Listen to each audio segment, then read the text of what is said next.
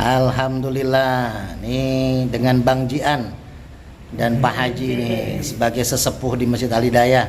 Sekarang saatnya kita bersatu lagi nih. Minyak Al Hikmah stiker, stiker Ustadz Ade nih, guru hikmah. Nah, alhamdulillah di Masjid Al Hidayah. Sehat-sehat Pak Haji ya, berkah ya. Alhamdulillah. Nah, ini Pak RT kita juga. Kita bersatu lagi Pak RT ya. Jangan terpecah lagi udah. Kita hormati pemenang. Foto saya dong, kasih lihat. Nanti sangkanya foto caleg lagi. Nah, Ustadz Sutrisno nih, ya sesepuh juga di Masjid Al Hidayah dan ini ketua masjid kita. Sehat selalu, berkah selalu Pak Ketua ya dan keluarga. Saatnya Depok bersatu untuk Depok yang lebih baik. Ya, kita dukung wali kota terpilih dan wakil wali kota terpilih dan jangan bercerai-berai lagi Bang Gian ya, bersatu. Apalagi kita orang NU bersatu ya, satu NU ya. Bismillah. Berkah.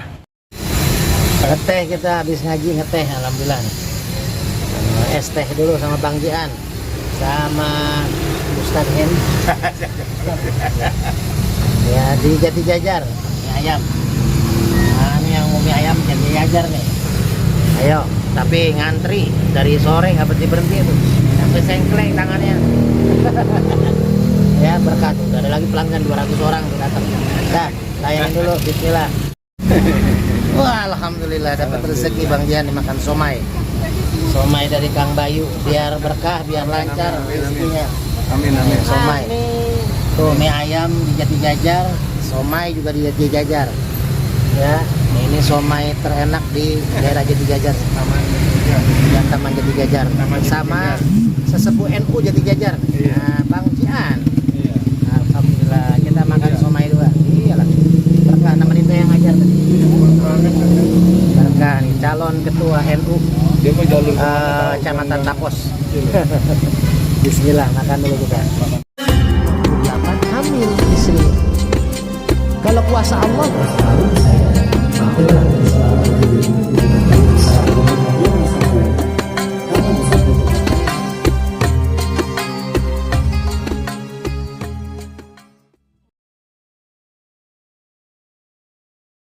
Warahmatullahi wabarakatuh. Alhamdulillahi rabbil alamin. Wa bihi nasta'inu ala umuri dunya waddin. Wassalatu wassalamu ala asyrafil anbiya'i wal mursalin sayyidina Muhammadin wa ala alihi wa sahbihi ajmain, amma ba'du. Puja-puji syukur sama-sama kita panjatkan kehadirat Allah Subhanahu wa taala yang telah melimpahkan rahmat, nikmat, taufik dan hidayahnya kepada kita semua. Alhamdulillah hingga pada malam ini, yaitu malam Rabu, alhamdulillah kita masih dapat melaksanakan kewajiban kita, yaitu sholat maghrib berjamaah. Dan juga alhamdulillah guru kita telah hadir di tengah-tengah kita dan melanjutkan pelajaran apa yang telah disampaikan, dan juga mudah-mudahan apa yang disampaikan bisa menambah pengetahuan atau wawasan di dalam agama Islam.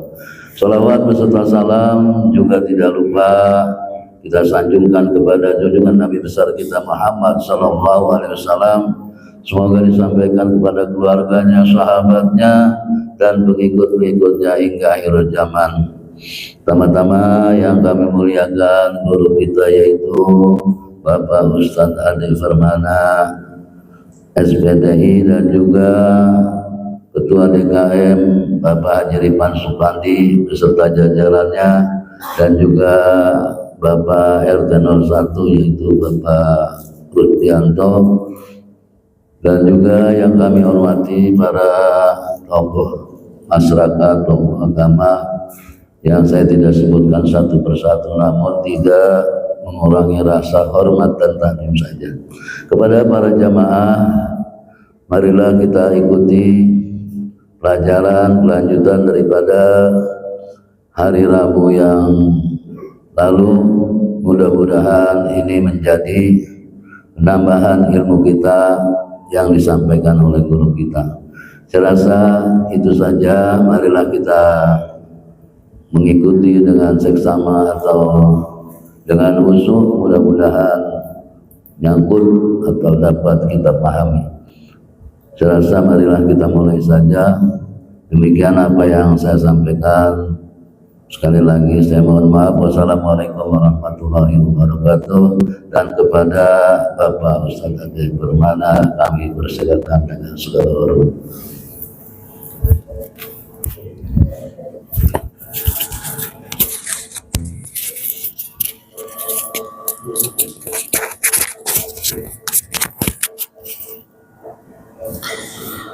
A'udzu billahi minasyaitonir rajim. Bismillahirrahmanirrahim.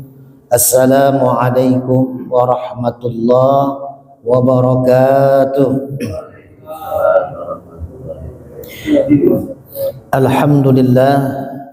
Alhamdulillahi rabbil alamin. Assalatu wassalamu ala asrafil anbiya wal mursalin wa ala alihi wa sahbihi ajma'in, amma ba'd. Allahumma salli ala Sayyidina Muhammad wa ala ali Sayyidina Muhammad kama sallaita ala Ibrahim wa ala ali Ibrahim fil alamin innaka Hamidum Majid. Hadirin jamaah salat maghrib Masjid Al-Hidayah yang dirahmati Allah. Alhamdulillah, puji syukur mari sama-sama kita panjatkan pada Allah Subhanahu wa taala. Pada malam ini kita masih diberikan nikmat iman, Islam, sehat walafiat, sehingga kita bisa melaksanakan ibadah sholat maghrib secara berjamaah. Dilanjutkan kita dengan ta'lim Riyadhus Shalihin sampai dengan nanti Isya. Mudah-mudahan ibadah kita, ta'lim kita, thalabul ilmi kita diridhoi dan diterima Allah Subhanahu wa taala. Amin ya Allah. Salawat dan salam semoga senantiasa tercurah kepada pemimpin alam Nabi besar Muhammad sallallahu alaihi wasallam, kepada keluarganya, para sahabatnya, dan mudah-mudahan kita beserta keluarga kita tercatat sebagai umat yang akan mendapatkan syafaatul uzma di yaumil akhir nanti. Amin amin ya Allah ya rabbal alamin. Hadirin yang dirahmati Allah, sebelum kita lanjut kajian kita, mari sama-sama kita baca suratul Fatihah. Kita niatkan, kita hajatkan, mudah-mudahan Fatihah ini kita wasilahkan untuk orang-orang tua kita, guru-guru kita yang sudah tidak ada, juga saudara-saudara kita yang ada di Palestina, di Gaza. Mudah-mudahan diberikan keselamatan, diberikan keamanan, diberikan kemerdekaan oleh Allah Subhanahu wa taala.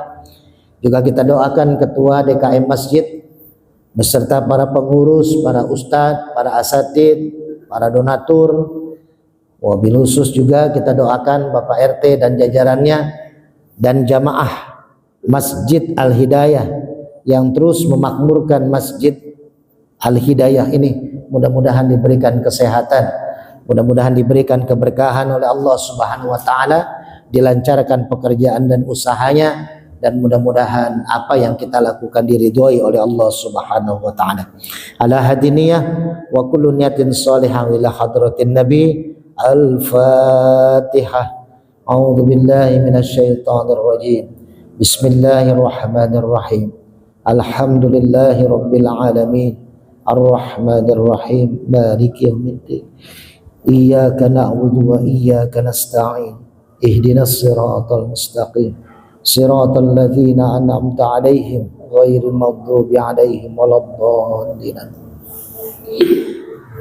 Hadirin jamaah yang dirahmati Allah, ini kita masuk ke bab 5, yaitu tentang muraqabah. Muraqabah itu artinya merasa selalu diawasi oleh Allah. Jadi kalau kita bisa dikategorikan kalau alat teknologi, muraqabah ini adalah CCTV Allah. Ya, malaikat-malaikat yang selalu mencatat amal-amal perbuatan kita, baik amal perbuatan yang baik ataupun amal perbuatan yang buruk. Jadi muraqabah ini nanti coba kita dalami setelah kita kupas ayat dan hadisnya. Ayat yang pertama surat Asy-Syu'ara ayat 118 sampai dengan 119.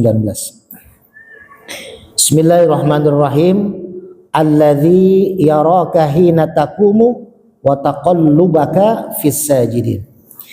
Yang melihat kamu ketika kamu berdiri untuk sholat dan melihat pula perubahan gerak badanmu di antara orang-orang yang sujud. Jadi muraqabah itu artinya Allah selalu melihat kita. Jadi ketika kita sholat, ini wabil khusus tentang sholat dulu ya. Makanya saya pernah bahas tentang sholat. Kenapa sholat bisa mencegah perbuatan keji munkar? Karena pertama ayatnya, perintahnya adalah aqimis sholat, dirikan sholat.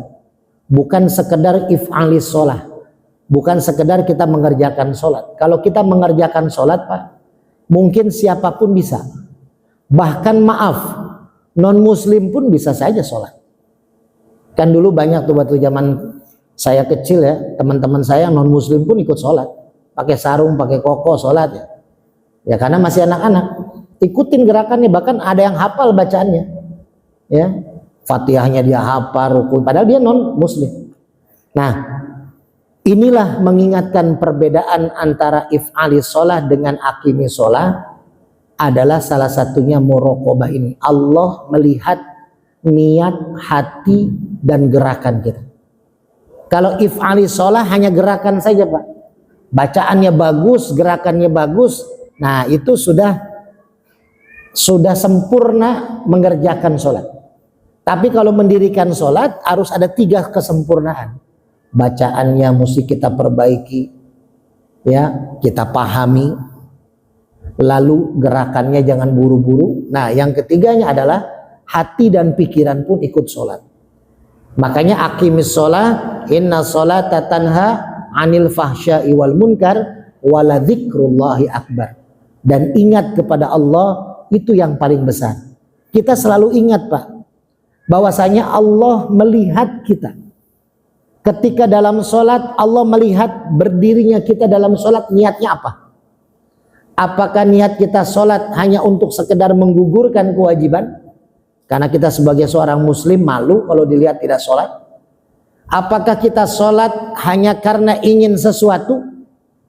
Misalkan kita lagi pengen usaha kita lancar lalu kita sholat. Pekerjaan kita meningkat jabatannya maka kita sholat. Atau kita pengen disenengin orang maka kita terlihat sholat. Jadi Allah melihat tuh niat kita dalam berdiri saja Allah sudah lihat.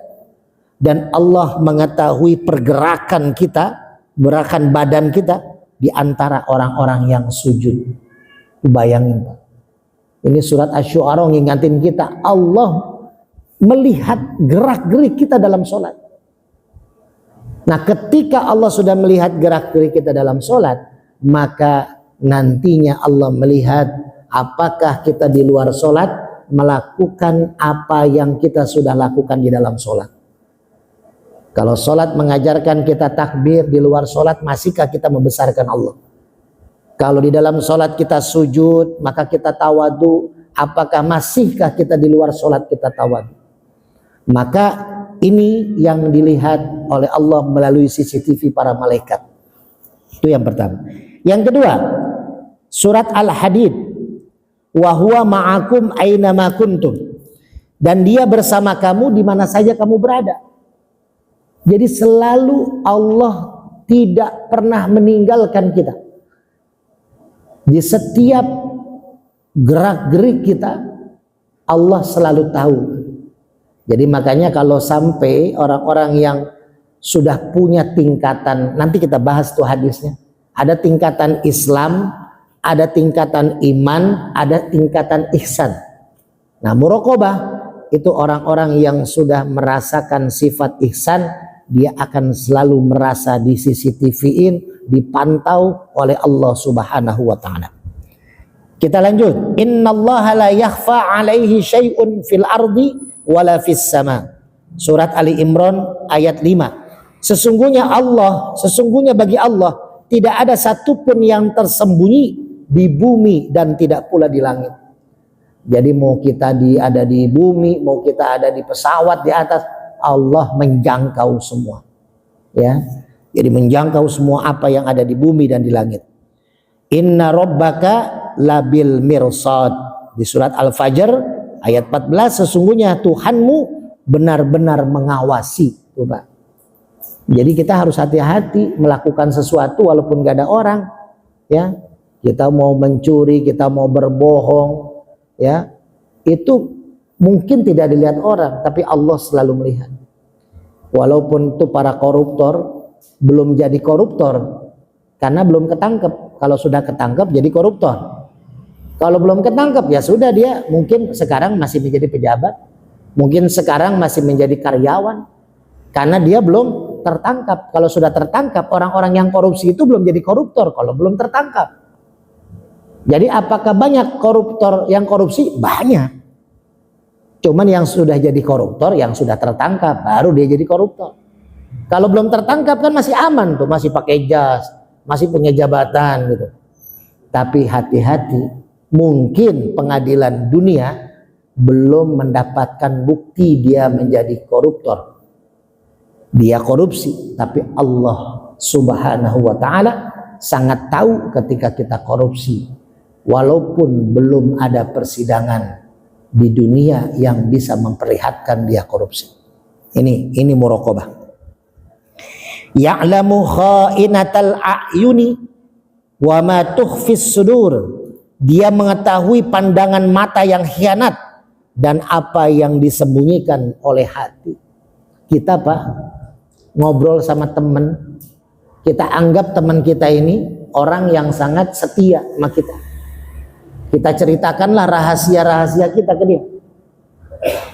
Ternyata, waduh, seminggu kemudian rame nih.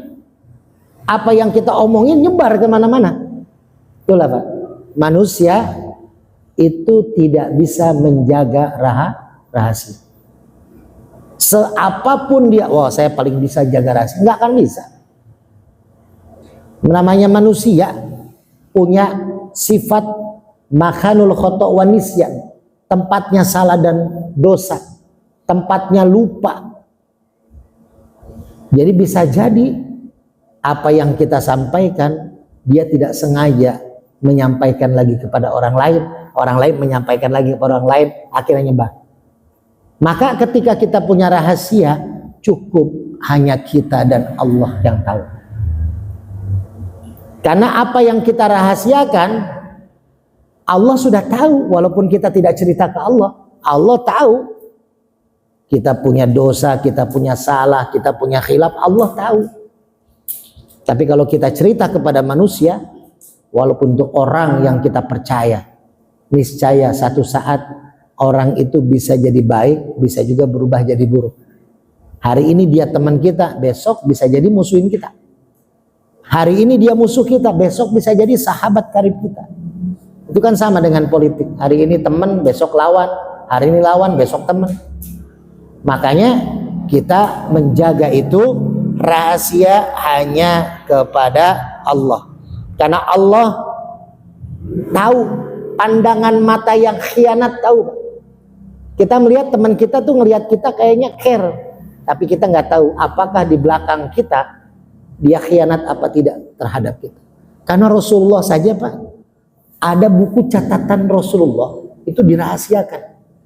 Rasulullah hanya menitipkan kepada satu sahabat yang benar-benar Rasulullah percaya tentang orang-orang munafik yang ada di sekeliling Rasulullah. Rasulullah punya buku catatan tuh orang munafik tuh. Sahabat-sahabat Rasul yang sholat bersama Rasulullah tapi dia munafik. Sholat bersama Rasulullah tapi dia munafik. Rasul punya catatan. Nah, catatan itu tidak disebarluaskan. Maka hati-hati, Pak, ya, kita tidak bisa menyembunyikan apapun dari Allah. Sini, Sat, depan, Sat. Udah lama nggak ketemu Sat Sutrisno nih, ya kan? Sehat, alhamdulillah. Nah, kita lanjut kepada hadisnya. Ini bahasan tentang muraqabah yang lebih kuat di sini. Ini hadisnya agak panjang, saya baca dulu ya. Fal awwalu an Umar bin Al-Khattab radhiyallahu anhu qala bainama nahnu julusun inda Rasulillah sallallahu alaihi wasallam dzata yaumin idh tala'a alaina rajulun syadidu bayadid thiyab syadidu sawadis sya'r la yura alaihi atharus safar la ya'rifuhu minna ahad hatta jalasa ila nabi sallallahu alaihi wasallam fa asnada rukbataihi ila rukbataihi wa wada'a kaffaihi ala fakhidaihi wa qala ya Muhammad akhbirni 'anil Islam. Faqala Rasulullah sallallahu alaihi wasallam al-Islam an tashhada an la ilaha illallah wa anna Muhammadar Rasulullah wa tuqimas shalah wa tu'tiyaz zakah wa tasuma Ramadan wa tahujjal baita in istata'ta ilaihi sabila. Qala sadaqta fa ajibna lahu yas'aluhu wa yusaddiquhu qala fa akhbirni anil iman qala an tu'mina billahi wa malaikatihi wa kutubihi wa rusulihi wal yaumil akhir wa tu'minal bil qadari wal khairihi wa syarrihi qala sadaqta qala fa akhbirni anil ihsan qala an ta'budallah ka'annaka tarah fa illam takun tarahu fa innahu yaraka qala fa akhbirni anis sa'ah qala mal mas'ul anha bi'a'lama minas sa'il qala fa akhbirni man amaratiha qala antalidal amah rabbataha wa antarul khufatal urah al'alah ri'a'as syai' yatawaluna fil bunyan. Terus sampai sampai dinakum, panjang nih hadisnya, rawahul Muslim. Jadi satu saat Rasulullah, Pak, ini memang cerita Rasulullah dengan para sahabat, tapi ternyata ini mengandung makna yang besar. Yang tadi saya bilang, apakah kita nanti masuk kategori Islam? Apa Islam dengan iman? Apa Islam iman dengan ihsan? Karena tingkatannya gitu, Pak. Pertama Islam. Kedua di atas Islam iman. Ketiga di atas iman ihsan. Jadi orang Islam belum tentu beriman. Hati-hati. Orang Islam belum tentu beriman. Makanya orang yang dipanggil untuk puasa Ramadan bukan ya ayyuhal Islam, tapi ya ayyuhal ladzina aman. Orang-orang yang beriman, bukan orang Islam. Kenapa? Karena banyak toh orang Islam nggak puasa. Karena yang bisa menjalankan puasa, khususnya Ramadan, adalah orang-orang yang beriman. Dan itu syarat pertama tuh, iman. Tapi kalau dilakukan wahtisaban dengan sungguh-sungguh, maka apa? Ghufira lahu ma taqaddama min dzanbi. Puasanya akan bisa menghapus dosa dia dari dosa yang besar, bahkan dosa yang kecil, bahkan dosa yang besar. Jadi makanya di sini ada tingkatan-tingkatannya. Nah, di atasnya iman adalah ihsan. Ini kita bahas. Satu saat Rasulullah sedang duduk dengan para sahabat, tiba-tiba ada seorang pemuda laki-laki, ya. Nah, di sini ceritakan muncul ketika bersama Rasulullah Umar bin Khattab, ya. Maka yang pertama dari Umar bin Khattab, dia berkata, ketika kita sedang duduk di samping Rasulullah pada suatu hari, tiba-tiba muncul di hadapan kami seorang laki-laki yang sangat putih pakaiannya dan sangat hitam rambutnya, dan terlihat padanya bekas perjalanan jauh. Jadi kayak orang capek gitu, Pak, keringetan, bekas perjalanan jauh lah. Kayak musafir yang jalannya jauh, dia bajunya serba putih, rambutnya hitam, lalu dia menghampiri Rasul, duduk di hadapan Rasulullah. Ini sahabat lagi di samping-samping Rasul. Duduk di depan Rasul, duduk lututnya, rukbaihinya itu nempel kepada lutut Rasulullah. Jadi saking dia dekatnya dengan Rasul duduknya, sampai nempel tuh lututnya dia pemuda itu dengan Rasulullah. Ya. Dan tidak seorang pun di antara kami yang mengenalnya ketika dia duduk. Sahabat nggak ada yang kenal dia. Maka dia menyandarkan kedua lututnya kepada kedua lutut beliau, dan dia meletakkan kedua telapak tangannya di atas kedua paha beliau dan berkata, "Hai Muhammad, beritahukan kepada saya tentang Islam." Dia bertanya. Kata Rasulullah, Rasul menjawab, Islam itu pertama syahadat, kedua sholat, ketiga zakat, keempat puasa, dan yang kelima haji. Rasul jawab. Lalu si pemuda ini bilang, ajibta, kamu betul Muhammad. Dia yang bertanya tapi dia mengiyahkan, dia membetulkan gitu. Jadi seperti mengetes gitu kan. Lalu ditanya lagi, mahwal iman, apa itu iman? Nah Rasul menjawab lagi iman itu, iman kepada Allah, iman kepada yang 6 itu disebutin Rasulullah. Lalu jawaban pemuda tadi bilang apa? Ajibta, kamu betul Muhammad. Kata sahabat dalam hati ini, orang nanya tapi seperti ngetes gitu. Dia yang nanya tapi dia yang membetulkan gitu. Lalu yang ketiga ditanya, mahwal ihsan. Nah ini yang ditanya. Inilah muraqabah. Ini yang mau kita bahas. Mahwal ihsan. Ihsan itu Pak, tingkatan manusia kalau sudah menjadi ihsan, udah berat. Bukan tidak bisa, tapi berat. Apa ihsan itu? Anta budallaha ka'annaka tarah. Fa illam takun tarahu fa innahu yaraka, itu ihsan. Anta budallah, kita beribadah, kamu beribadah kepada Allah ka'annaka tarahu, seakan-akan kita melihat Allah.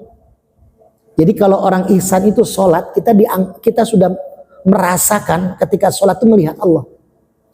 Sudahkah Pak? Kita ketika sholat melihat Allah, merasa kita melihat Allah.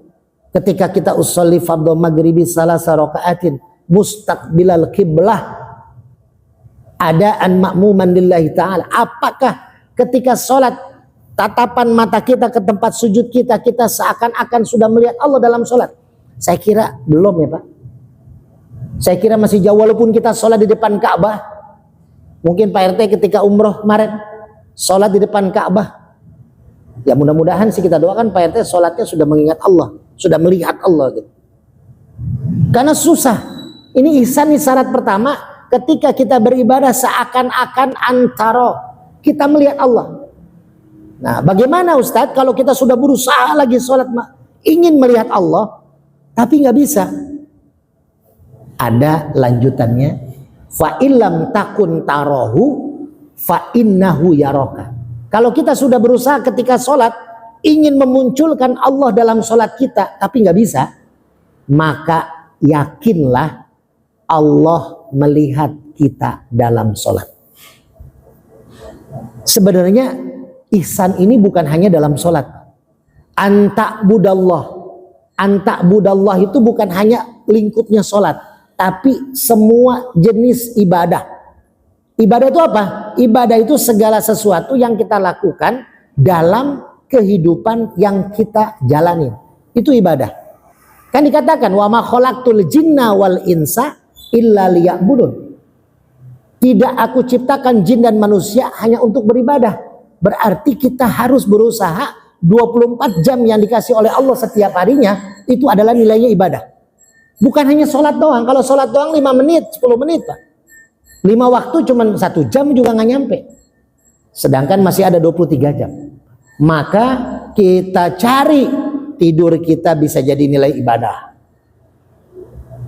Makan kita bisa jadi nilai ibadah. Waktu pas Maulid Nabi kemarin di sini kan, saya diminta Ustaz Sutrisno untuk awal ceramah, saya nerangin kan, bahwasanya banyak hal ibadah yang kita lakukan, tapi ternyata itu adalah sifat keseharian yang kita lakukan hari-hari.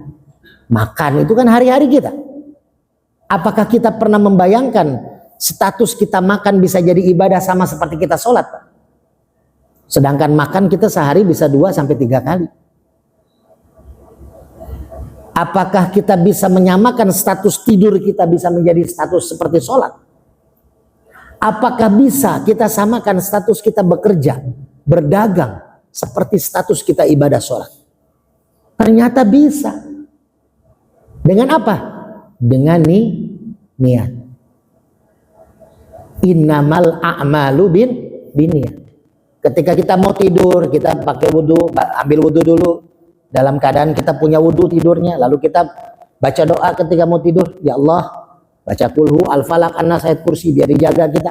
Lalu kita minta kepada Allah, ya Allah, selama saya tidur nih, saya niatkan untuk saya bisa istirahat agar nanti ketika bangun saya bisa beribadah dengan lebih hebat, lebih kuat, lebih sempurna. lalu saya bisa mencari nafkah setelah saya tidur ini buat menafkahi anak dan istri, dan itu pun ibadah. Ini nilainya jadi ibadah, Pak. Tidur kita jadi ibadah. Kita pernah dengar dalam bulan Ramadan setiap ustadz ceramah, naumus shaim, ya, naumus shaim ibadah. Tidurnya orang-orang yang berpuasa itu termasuk ibadah. Jadi orang-orang yang meniatkan kebaikan, maka dia akan mendapatkan ganjaran kebaikan. Kita mau makan, kita niatkan ibadah, ya Allah, Allahumma barik lana fima rozaqtana wa qina adzabannar. Padahal itu bukan doa makan itu, Pak. Itu doa untuk mendapatkan keberkahan. Cuman udah biasa kita dari dulu, nenek moyang kita mengajarkan itu, doa makan jadi doa makan. Padahal itu bukan doa makan sebenarnya. Tapi kita pengen minta keberkahan. Boleh dipakai? Ya boleh, namanya doa. Ini doa pun doa kebaikan. Allahumma barik lana, ya Allah berikan keberkahan. Diniatkan sama kita, makanan yang kita makan jadi keberkahan buat kita dan keluarga. Menjadi keberkahan buat kesehatan kita agar kita bisa ibadah, mencari nafkah, sholat dengan kekuatan fisik kita setelah kita makan. Semua kita bisa mengandung ibadah, Pak, bukan hanya sholat. Tuh, makanya ibadah nggak hanya dengan sholat, ya, bukan hanya dengan sholat saja.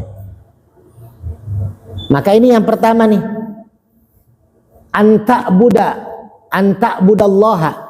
Ketika kita beribadah, ka'annaka taroh, kita menganggap Allah melihat, kita melihat Allah. Ketika kita lagi kerja, Pak, orang ihsan tuh, iya ya, saya lagi kerja nih, ada Allah nih, saya melihat Allah. Nggak bakal tuh orang itu mau korupsi, Pak. Dia lagi dagang nih, dia melihat Allah, dia nggak bakal berani tuh, Pak, menurunkan timbangan dagang gitu ya, yang tadinya 1 kilo dibikin sama dia 1/3 kilo lah gitu. Karena dia melihat Allah. Kalau Bapak kerja nih, Pak, ada bos misalkan nih, Ustaz Sutrisno lagi bangun rumah, terus ada tuan rumahnya yang nemenin sambil dia ngopi sambil ngeliatin yang kerja. Saya yakin tuh kerjaannya akan lebih semangat ketimbang nggak ada. Tapi kalau Ustaz Sutrisno lain ya, mau ada tuan rumahnya nggak ada tuan rumah tetap semangat saja itu, karena ada CCTV. Gitu. Ya. Tapi kalau nggak ada yang ngawasin, Pak, banyak lah, lihat lah, ya, banyak lihat orang kalau diawasin bos, wah kerjanya semangat, ya kan, sampai ditahan-tahan tuh ngangkat pasir sampai 3 ember kuat. Tapi kalau nggak ada majikannya, ya, bisa ngambil 1 gayung. Kenapa? Karena kita masih merasa harus melihat dulu yang kita segani. Kalau kita sholat, kalau kita ibadah, kalau kita dagang, kalau kita kerja, kita melihat Allah, nggak akan korupsi, Pak. Nah itu ihsan. Tapi kalau kita sudah berusaha ingin melihat Allah, Allah nggak nampak, karena mungkin kita masih banyak dosa, kita masih banyak maksiatnya, ya. Maka orang ihsan, fa innaka taroh, fa innahu yaraka. Kalau kita nggak melihat Allah, maka pastikan, yakinkan diri kita bahwasanya Allah melihat kita. Itulah ihsan. Ini ada sebuah cerita nih, Pak. Ada seorang kiai punya anak gadis. Kiai ini anak gadisnya, biasanya kiai itu nggak tahu, Pak, ya. Biasanya ya yang saya temuin punya anak gadis itu pasti cantik, Pak. Saya berapa kali mesantren di Subang, Purwakarta, Sukabumi, pasti anaknya kiai itu, ya walaupun nggak semua ya, tapi salah satunya pasti ada yang cantik banget, gitu, Pak, ya. Itu nggak tahu berkahnya mungkin ya. Jadi ada salah satu kiai yang punya anak santri cantik banget, disukailah sama anak-anak kiai ini cantik banget, disukai sama santri-santri. Akhirnya kiai ini bikin sayembara sama santrinya. Ada 3 orang lah disortir sama kiai ini, 3 santri yang sangat soleh, yang keilmuannya juga bagus, dipanggil sama kiai. Wahai 3 santriku yang sudah aku pilih, siapa yang berminat menjadi mantu saya, menikahi anak gadis saya? Oh, 3-tiganya ngacungin tangan, Pak. Sebenarnya 4 orang. Ya, yang keempat saya yang ngacungin, cuma saya nggak kehitung sama kiai. Ya, jadi 3 orang doang, Pak RT. Karena saya udah punya istri, kata kiai jangan. Gitu. Jadi 3 orang santri nih ngacung tangan nih. Ah, kata kiainya apa? Ya udah, kalau gitu saya ingin ngetes kalian. Oh, siap-siap tuh. Ada yang nyiapin kitab lah, ada yang nyiapin Quran, hadisnya. Kata Kiai, saya tidak ingin mengetes keilmuan kalian. Ilmu kalian tuh saya sudah tidak ragukan. Kalian pintar-pintar, hafid Quran. Kalian hadis ngelotok, kitab kuning ngelotok di luar kepala. Saya cuman pengen kalian cariin burung. Cari burung, terserah mau di mana nyari burung. Ya. Nanti ketika kalian sudah dapat burungnya, kalian sembelih burungnya dengan asma Allah, dan jangan sampai ada yang lihat. Kalau udah yakin nggak ada yang lihat, kamu sembelih dengan asma Allah, bawa burung sembelihanmu ke saya. Cuman itu Kiai, ya itu aja. Wah itu mah ringan kata santri-santri kan. Akhirnya bertiga ini berpencar, Pak. Ada satu santri, ya, dia mencari burung ke sana ke sini susah, akhirnya dia ke pasar beli burung. Ya kan paling simpel tuh. Yang penting bawa burung kan. Ke pasar beli burung, lalu dia cari tempat yang sepi, di musola sepi nih, nggak ada yang lihat. Akhirnya dia bismillah di pinggir musola sini kan sepi tuh, dipotong sama dia. Lalu dibawa ke Kiai. Ada satu lagi nyari ke gunung. Nyari ke gunung dia. Siapa tahu ada yang jatuh gitu ya, burung. Ternyata dia dapati ada burung yang lagi cedera kakinya. Jadi susah kan nyari burung di tempat liar mah. Tapi ada yang cedera, jadi lagi duduk kayak di batu. Diambil sama dia, disembelih. Dengan asma Allah dilihat nggak ada orang karena di gunung sepi, bawa ke Kiai. Satu orang lagi masuk ke hutan dia. Karena dia udah ke sana ke sini berusaha nyari, nah ya susah dapatnya di hutan. Dia lihat juga ada beberapa burung yang nemplok di pohon. Dia mau naik pohon, turun pohon, dia masih bengong aja Pak. Akhirnya apa? Dia pulang ke Kiai. Yang di hutan ini nggak bawa burung. Lalu dites sama Kiai. Ini kalian sudah dapat burung? Sudah Kiai. Yang di pasar bilang, Kiai, ini saya dapat burung di pasar. Saya beli, tapi saya sembelih dengan asma Allah dan tidak ada yang melihat. Benar? Benar. Udah, saya terima. Terus yang kedua di gunung. Saya udah cari kemana-mana Kiai, susah. Tapi di gunung ada yang cedera nih burungnya. Saya ambil, saya sembelih. Gak ada yang lihat, gak ada. Yang satu lagi, saya cari Kiai. Saya kemana-mana udah nyari. Ada burung banyak di pasar juga saya lewat, ada burung. Di gunung juga ada burung. Di hutan juga banyak sebenarnya burung tuh yang nemplok di pohon. Sebenarnya saya bisa ambil. Tapi ketika saya sudah pegang tuh burung, saya lepas lagi. Ketika saya mau sembelih tuh burung, saya lepas lagi. Kenapa? Karena saya berusaha mau nyembelih. Kata Kiai kan gak boleh ada yang lihat. Selalu ada yang lihat. Mau saya ngumpet dimanapun, siapa? Allah yang melihat. Itulah ihsan. Maka yang ketiga tadi, jadilah mantu Kiai. Inilah ilmu ihsan Pak, tinggi. Kita merasa kalau kita sudah di tempat sepi, nggak ketahuan orang kalau kita maksiat, kan gitu. Banyak orang maling-maling itu ngambil motor ya. Itu jam-jam 1 malam, jam ketika orang pada tidur. Walaupun orang tertidur, malaikat tetap akan melihat gerak-gerik kita. Kalau orang punya sifat ihsan Pak, dia nggak akan mau bermaksiat kepada Allah, takut. Karena selalu merasa diawasi Allah, muraqabah. Selalu merasa Allah melihat kita. Ya, apalagi kalau kita jadi pemimpin RT, RW, lurah, camat, wali kota, gubernur, presiden. Ketika mengemban amanah, maka akan selalu diawasi sampai dia selesai menjabat sebagai pejabat yang dipilih oleh warga. Berat Pak tanggung jawabnya. Tapi ketika pemimpin itu bisa amanah, bisa menjaga warganya, bisa menjalankan visi misinya, mensejahterakan umat rakyat, maka jaminan surga pun duluan. Itu. Jadi ada plus minus seorang pemimpin. Ketika dia berkhianat, maka dia akan duluan masuk neraka. Tapi kalau dia amanah, dia akan duluan masuk surga. Makanya ini sifat ihsan mesti kita punya. Kalau orang masih sebatas hanya mengandalkan bangga dengan Islamnya, Kan saya sebutkan Islam juga kita mesti pahami Islam itu. Yang 5 itu. Sudah sempurnakah Islam kita yang 5? Sudah hajikah kita? Sudah Ramadan, sudah rapihkah kita puasa Ramadan kita? Diterima apa enggak? Jangan hanya sekedar puasa, tapi kamin so'imin laisa lahu min siyamihi illa al-ju' wal 'as. Hanya sekedar puasa menahan lapar dan haus. Enggak dapat apa-apa. Sudahkah kita rutin istiqomah zakat mal tiap tahun, tiap bulannya? Zakat fitrah tiap tahunnya, infak dan sodakoh ketika kita dapat rezeki. Ini adalah salah satu daripada syarat Islam kita. Lalu sudahkah kita sholat yang diterima oleh Allah Subhanahu Wa Taala? Sudah benarkah syahadat kita? Ini baru Islam, Pak. Jangan sampai yang masuk surga KTP kita, Pak. KTP-nya Islam, masuk surga, kitanya belum. Karena secara ditimbang kitanya belum sempurna rukun Islam kita. Atau ketika kita sudah sempurna Islam kita, apakah sudah yakin kita iman kita sempurna?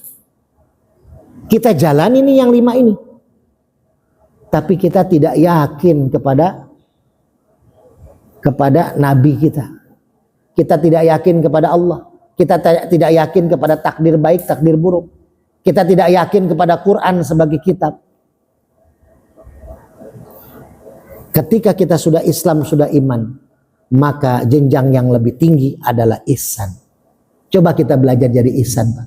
Kita merasa diawasi oleh Allah, kita merasa selalu ada Allah yang melihat kita dari mulai kita bangun tidur sampai kita tidur lagi. Bahkan ketika kita dalam tidur, Allah selalu melihat kita. Ada yang bertanya, Pak? Ayo.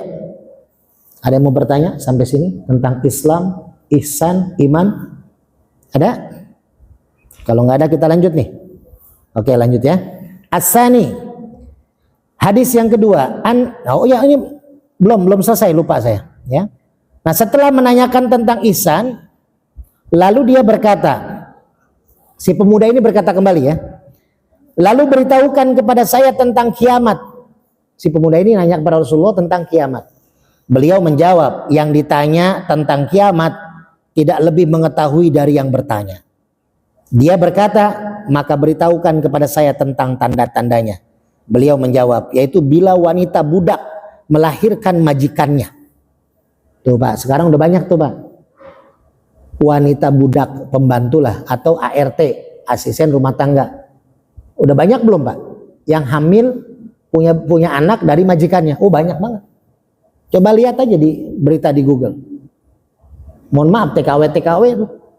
Rata-rata nggak balik lagi ke kampung halamannya, ke negaranya, karena hamil sama majikannya. Gitu. Ya kalau nikah secara benar ya alhamdulillah.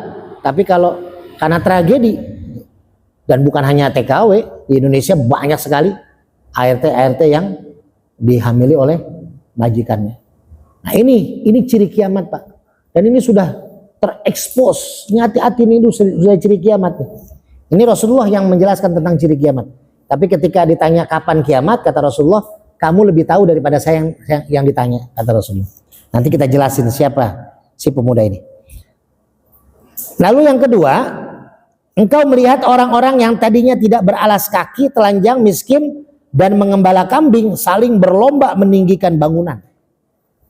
Tuh Pak, sekarang bangunan udah saling tinggi-tinggian kan. Kita lihat di mana? Di Qatar tuh bangunan tinggi. Sampai sekarang di Mekah, Raja Arab, anaknya Sultan, itu ingin bangun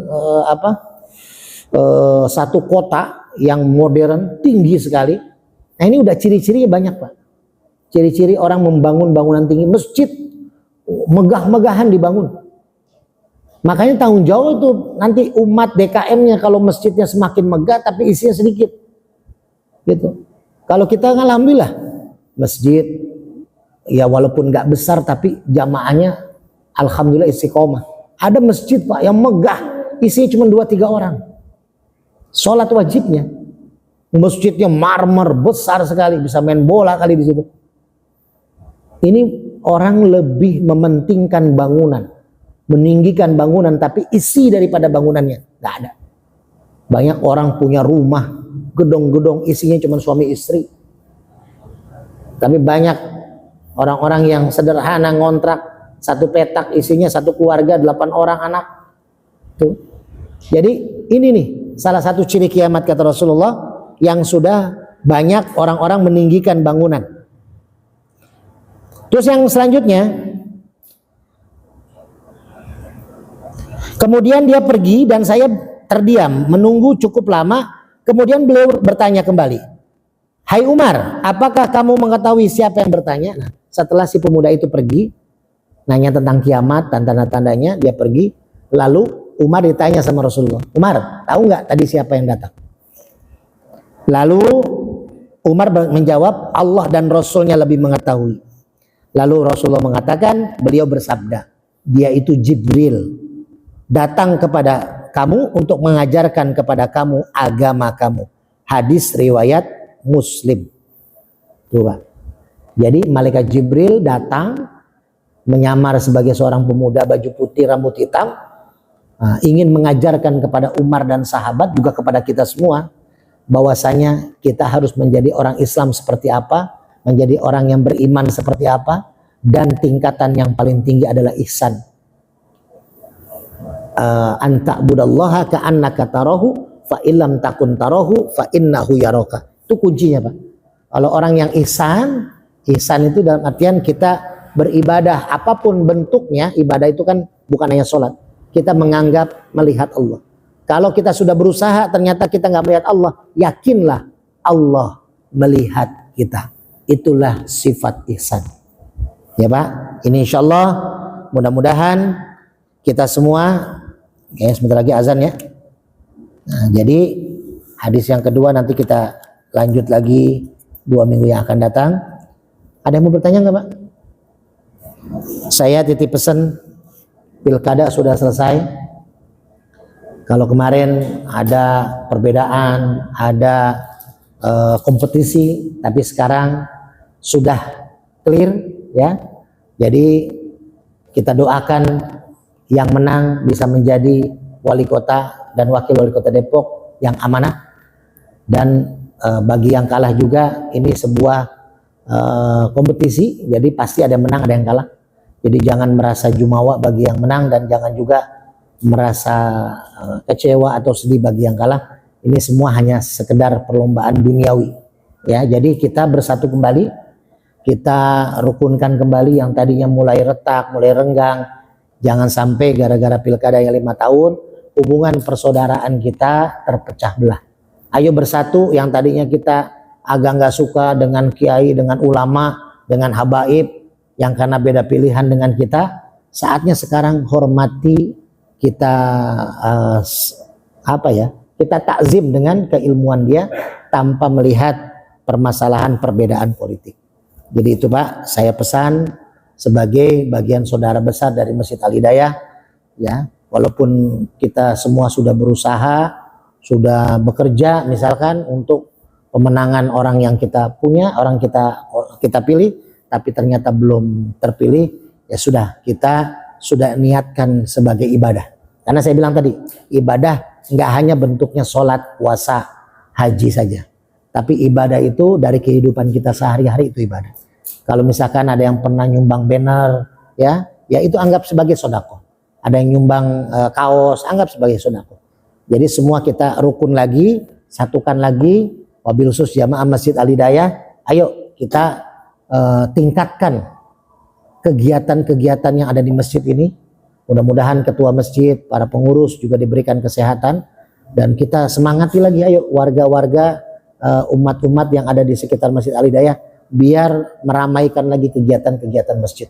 Ini kita sebentar lagi udah mau masuk bulan Rajab, Sya'ban, dan Ramadan. Ya, tinggal 3 bulan lagi. Maka ayolah kita persiapkan. Kan saya pernah ceritakan di sini waktu bulan Ramadan, kita persiapan Ramadan tuh 212. 2 pertama adalah bulan Rajab dan Sya'ban. Ya, 2 pertama adalah bulan Rajab, Sya'ban. Kalau pengen berhasil di bulan Ramadan, maka persiapannya dari bulan Rajab ke bulan Sya'ban. Ya, bulan Rajab mengenalkan kita tentang sholat, karena peristiwa sholat ada di bulan Rajab. Maka kalau ada rezeki, ada kegiatan yang bisa kita lakukan, bikin kegiatan Ustaz Pak Ketua, Rajaban ya di masjid, minimal kita kumpul jamaah lah gitu, kita bikin Rajaban mengenalkan tentang masalah sholat. Insya Allah kita akan juga kisahkan tentang masalah hikmah daripada sholat di bulan Rajab. Baru masuk ke Sya'ban mengingatkan kita tentang puasa, karena Rasulullah banyak memperbanyak puasa itu di bulan Sya'ban setelah bulan Ramadan. Nah maka ketika kita Rajab dan Sya'ban sudah kita pahami, sudah kita jalani ibadahnya, maka masuk bulan Ramadan kita sudah terbiasa menjalani sholat, menjalani puasa, karena sholatnya di dalam bulan Ramadan itu sholatnya bertambah. Malamnya 23 bagi yang menjalankan tarawih 23. Terus kita ada sahur, kita ada buka, maka insya Allah keberkahan. Ayo persiapkan Pak dari sekarang ya, bulan Rajab, bulan Sya'ban jangan sampai lewat. Kita niatkan ini Ramadan kita nanti 3 bulan yang akan datang Ramadan terbaik kita. Ya, jangan sampai, karena kita nggak tahu, mungkin Ramadan terakhir kita, Pak. Maka kita anggap itu Ramadan terbaik kita, sehingga kita nanti bisa mempersiapkan diri dengan baik. Itu saja, saya minta maaf apabila ada khilafan, dan mudah-mudahan kita dipersatukan oleh Allah di surganya Allah Subhanahu wa taala. Wabillahi taufiq wal hidayah wal afu minkum. Wassalamualaikum warahmatullahi wabarakatuh. Lagi kepada bapak-bapak mau bertanya itu silakan yang bertanya apa yang boleh memahami. Ada bapak-bapak sebelum masuk waktu aja, kalau anda mau bertanya silakan, kalau tidak saya rasa cukup sampai di sini dan saya mau bertanya satu aja Pak Ustaz. Saya mau bertanya begini Pak Ustaz. Katanya ada orang yang tidak sholat tapi memang benar-benar dia tidak sholat. Tapi ada yang bilang dia sholat tapi dia belum sholat. Nah itu maksudnya terima kasih. Ada orang sholat, Memang dia tidak sholat. oh mengaku sholat tapi dia nggak sholat. Tapi dia orang Islam tapi nggak sholat. Nah, itu memang dia nggak sholat. Nah kedua ada yang dia udah sholat tapi semua dia belum sholat. Ya, yang saya bilang tadi, cirinya kuncinya sholat kita itu benar apa tidak, itu lagi-lagi nanti Allah yang memperlihatkan, Allah yang tahu. Kalau kita sebatas kita nggak tahu nih, sholat kita udah sholat apa belum. Tapi minimal cirinya bisa tadi, ayatnya tadi. Kalau orang yang sholatnya diterima oleh Allah, berarti akimis sholat, inna sholata tanha anil fahsya'i wal munkar. Orang yang sholatnya diterima Allah, berarti dia bisa mencegah perbuatan keji munkar. Jadi kalau orang sholat masih bermaksiat, berarti sholatnya masih dipertanyakan lagi. Tapi kalau dia udah deket ke Allah, dia nggak mau maksiat, dia udah deket ke agama, berarti insya Allah sholatnya diterima Allah. Itu aja kuncinya. Dia sudah baik. Kayak haji mabrur atau haji mabur. Kan ada tuh, ada haji mabur, ada haji mabrur. Kalau haji mabrur, ya berarti setelah haji dia lebih baik. Ibadahnya, sosialnya. Tapi kalau setelah haji makin sombong, setelah haji makin angkuh, setelah haji makin pelit, nah dipertanyakan kehajiannya. Haji mabur berarti, gitu ya. Itu saja. Jadi cirinya adalah perubahan akhlak kita. Itulah diterimanya daripada ibadah kita. Itu bagian. Dan itu tadi pelajaran yang telah disampaikan melalui Allah yang mana kita ada di dalam jadi semuanya telah sudah paham mengerti bahwa kita memang hidup kita harus ada Allah Subhanahu wa Ta'ala. Amin. Saya rasa terima kasih yang telah disampaikan untuk ilmu kita semua. Lalu menunjukkan video sudah masuk bisa pada baru satu terima kasih. Wassalamualaikum warahmatullahi wabarakatuh. Waalaikumsalam. Hamil istri. Kalau puasa Allah,